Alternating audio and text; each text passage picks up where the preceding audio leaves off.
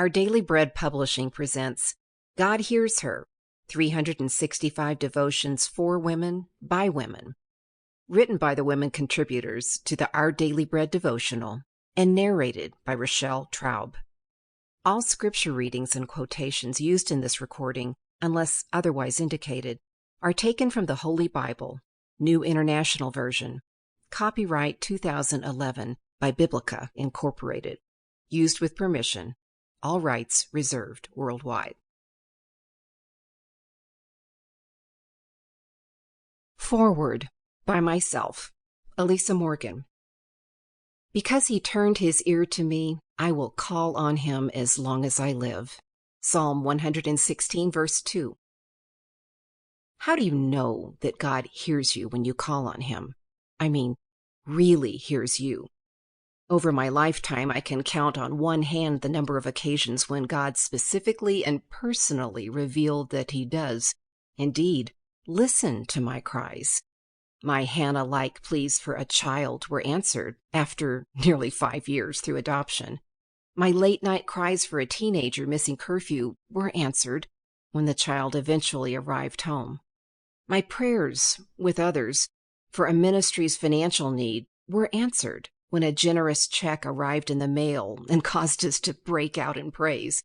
My begging howls that God would protect my husband from a health crisis and return me to his side from another continent were answered when I arrived to find him still alive.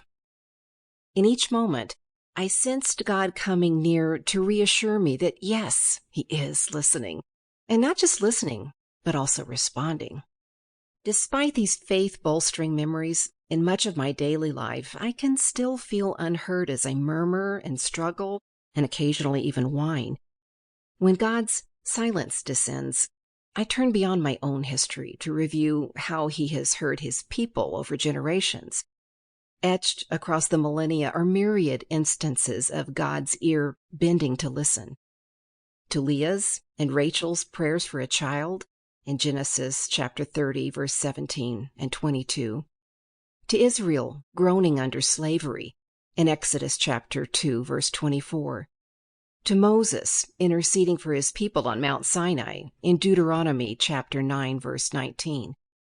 To Joshua leading a battle at Gilgal in Joshua chapter 10, verse 14.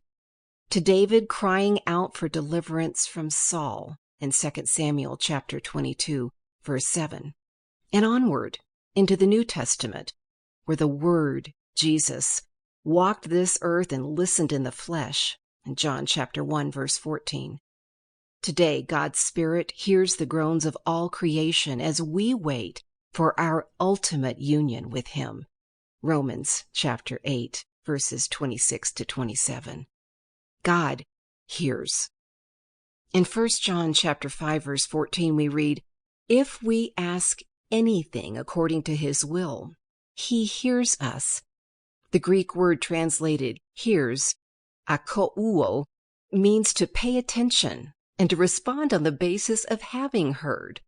Rather than suggesting a formula for ensuring God will grant our prayer request, John urges us to pray in confidence because God's heart is for us.